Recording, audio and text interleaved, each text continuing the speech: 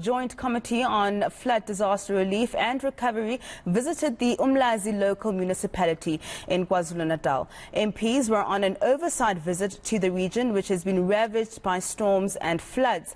They were briefed on rebuilding efforts in the province. Meanwhile, the committee is calling for the urgent provision of basic services to the families hard hit by the floods. Let's bring in the committee's co-chairperson, Mr. Jomo Nyambi, for more on this. Thank you so much for your time this evening, Mr. Nyambi. Maybe just take us through what you've observed in the Umlazi Local Municipality.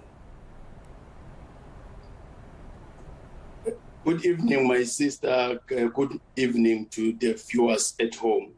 What we have observed is that the situation is dire on the ground. And of course, there are a lot of things that has been done, but there is a need to speed up some other issues. We've had an opportunity to have the Premier giving us a brief of the overview of what has happened in the province and what is happening now. And we've visited some families. We've been to a number of municipalities. So that is why we are urging all the relevant departments to speed up the process of assisting those people that are in some serious challenging situation on the ground.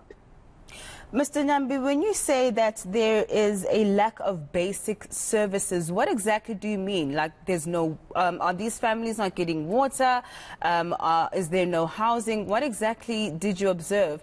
And what have government officials actually said to you about the lack of these of basic services?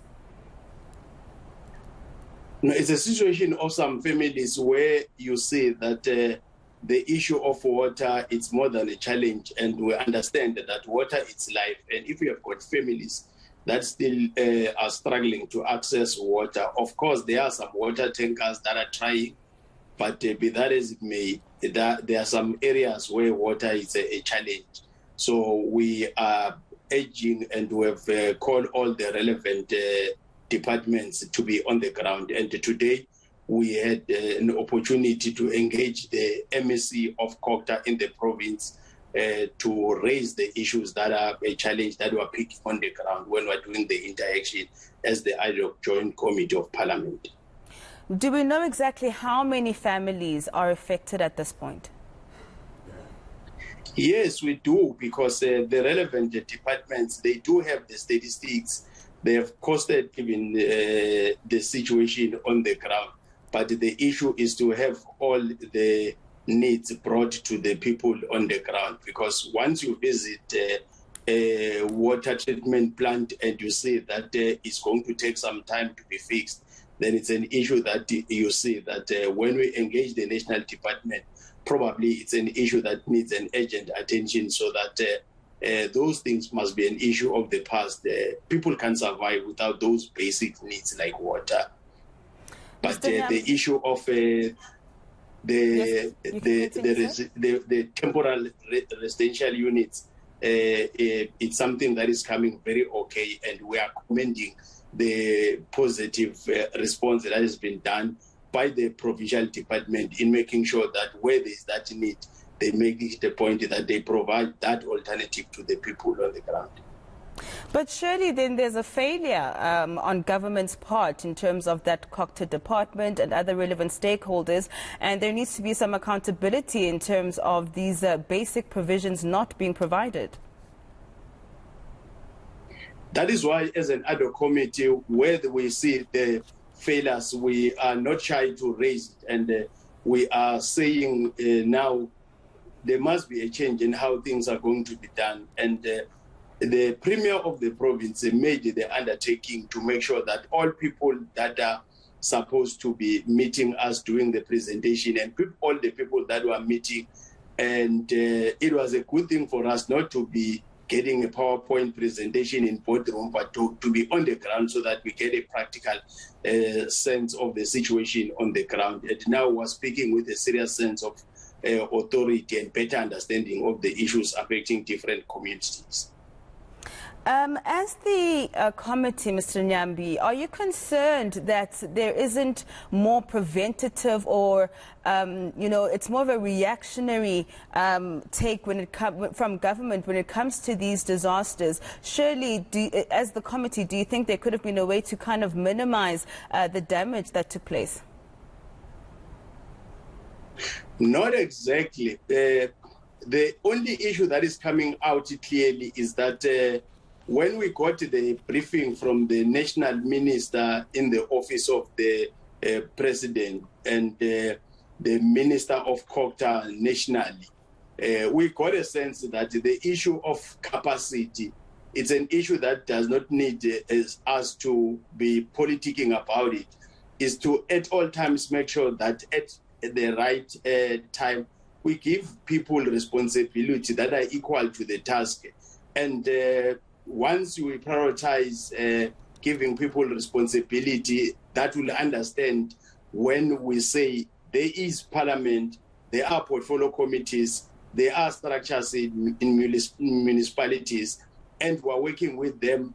We have the portfolio committee chairperson of COCTA in the province working with us.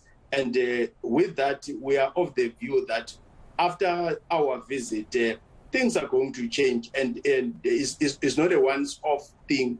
And we are going to have serious deliberations that will come out with clear recommendations that will try to come with ways to assist what we have seen in KZN, because the situation is showing some serious challenges. The infrastructure will take some serious billions to be fixed in KZN, and KZN will never be the same after this flood.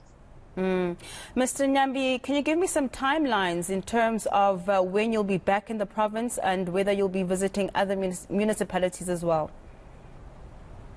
Tomorrow we are visiting eThekwini, the most affected part of KZN, and we'll be visiting Umsunduzi. Those are the two that we are dealing with tomorrow.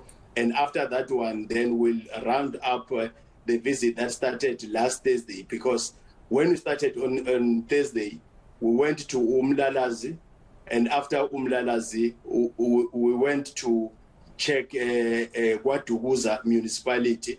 Today, it was Nkonyeni, Uku district municipality. And after tomorrow, after rounding up, then we'll have an opportunity to have clear time frames and recommendations that we give departments that are supposed to be dealing with issues that need some urgent attention. And of course, we'll have a program that will make us to come back to have areas that have not yet been attended to. Mr. Nyambi, for many of us who actually haven't been to KZN since the floods, I mean, we understand that the situation, like you said, is dire, and our viewers have been seeing visuals of people being carried off in boats, and we know, of course, of the infrastructure damage. Is there an appeal probably from your side as the committee to have South Africans rally behind this province? We are urging NGOs that are assisting for a proper coordination, because what we are picking is that sometimes there is what we term double dipping, people that are already getting assistance from government, because there is no proper coordination on the ground. You'll find that the people that have been assisted by the Department of Social Development and the COCTA, you'll find that you'll still have the very same NGOs coming to those communities providing same assistance, and yet we have some far-flung rural areas that are still struggling, having some serious issues that we are picking on the ground. So it's an issue of improving when it comes to coordination. So it's one issue that we are flagging out, that it has to be attended to as a matter of urgency, so that all the people, irrespective of where they are coming from, they are getting the necessary assistance that is coming from different sectors, because there are some different people that are ready to provide the assistance. But the issue of coordination, it's a matter of concern to us when you have same people benefiting instead of having a meaningful percentage on the ground getting the benefits. All right, thank you so much for your time this evening, sir. That was Mr. Jomo Nyambi, the co-chairperson of the Ad Hoc Joint Committee on the Flood Disaster Relief as well as Recovery. Now, we will be going to a break and we'll be back with more news after this.